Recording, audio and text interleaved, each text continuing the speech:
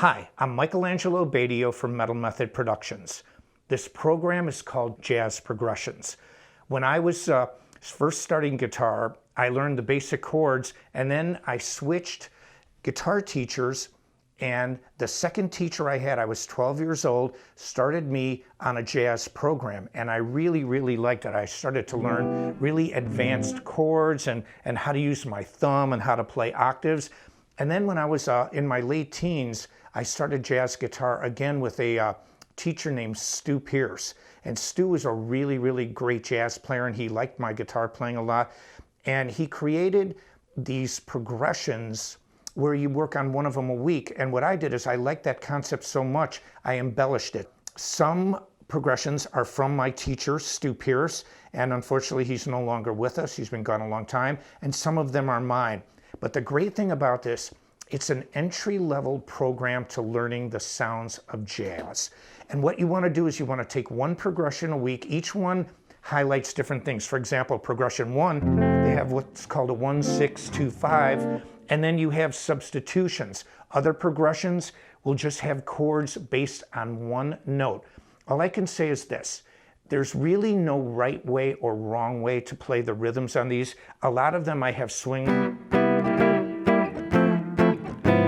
grooves, but you can play it really in any groove you want. What you have to watch out for is when you get to the really complex chords where you have to wrap your thumb around or you have to do a wide fret spacing, that you go from one chord to another very cleanly. Now, let's start with jazz progression number 1.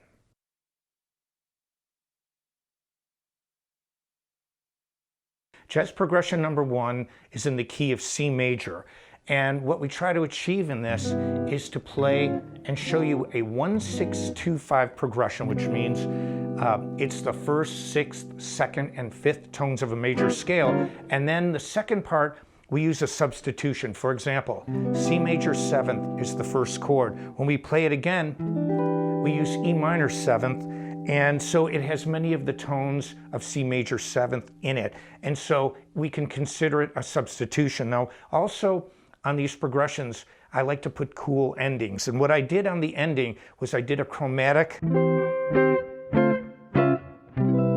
ending. And you find this a lot when you're playing jazz, that really the landing, the cadences, the endings, they like to use, some really cool, esoteric, nice sounding chords for the ending. So, you don't end. So it sounds like a piece from Mozart's era. But anyway, here is jazz progression number 1.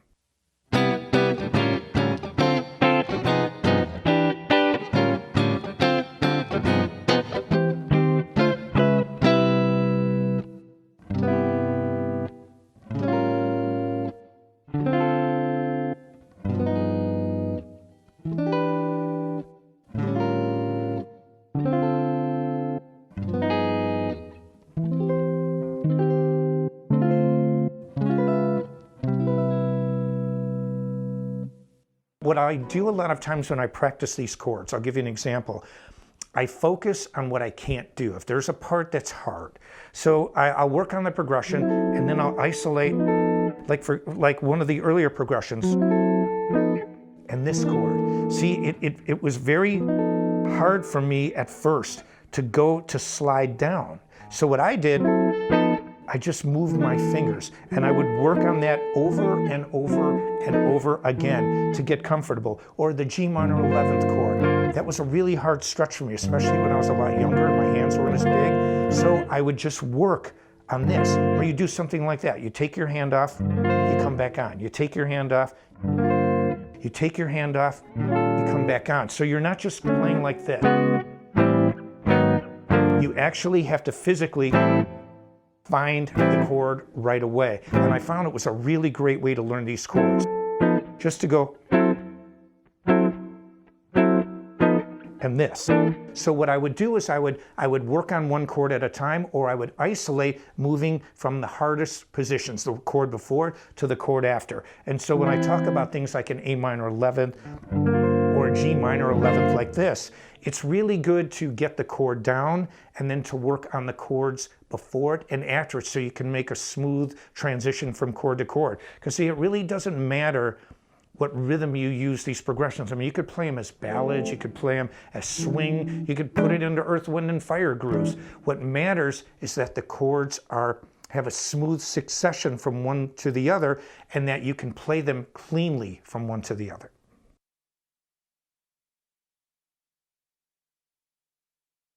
Jazz progression number 2 is in the key of F major, and like jazz progression number 1, it is a 1-6-2-5 progression, and again it's got the substitution on the second half that's basically the same as progression 1. Now here's what I mean. You have 1, 6, 2, 5, then we use a passing tone, and then A minor 7th is a substitution for F, or F major 7th. Now what I like about this too is, again, we do a really nice ending, and I really like when you can move one fret or one finger and the sound changes so much, like.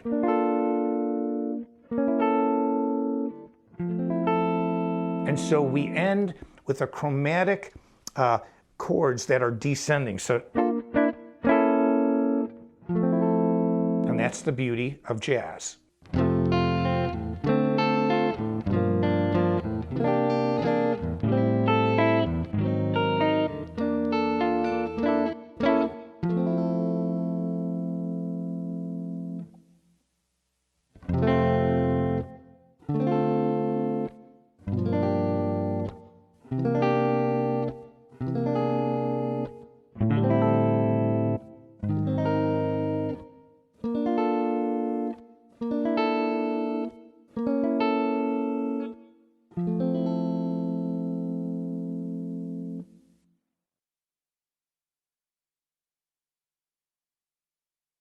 Jazz progression number 3 is in the key of G major. It is a 1-6-2-5 progression, but the second half is really great. And I want to just show you, you start with the G6 chord, then you move a few fingers down, C sharp diminished 7th, then you move the 2 fingers down again, A minor 7th, 1 finger down, D 9th, then you change to A minor 11th, A flat 7th, flat 5, to G major. So watch how much the sound changes, or listen to how much the sound changes, and watch how little my fingers move.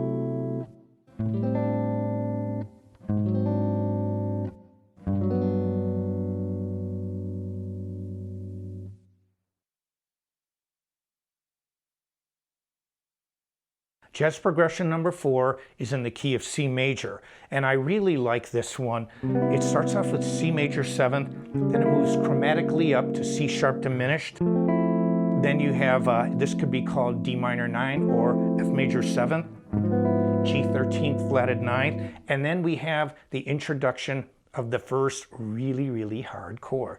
It is called an augmented 11th. Now this one happens to be C sharp augmented, and 11th. When you play these first 4 strings here, I mean, it sounds pretty brutal. And then what you do is you wrap your thumb around the final 5th and 6th string. So it's really an intense chord. And it's a chord really that's made to cadence into another. So you hear this, and then you end the progression. So check this out and really work on this chord. It's a very important jazz chord, and you find that it's used a lot in these jazz progressions.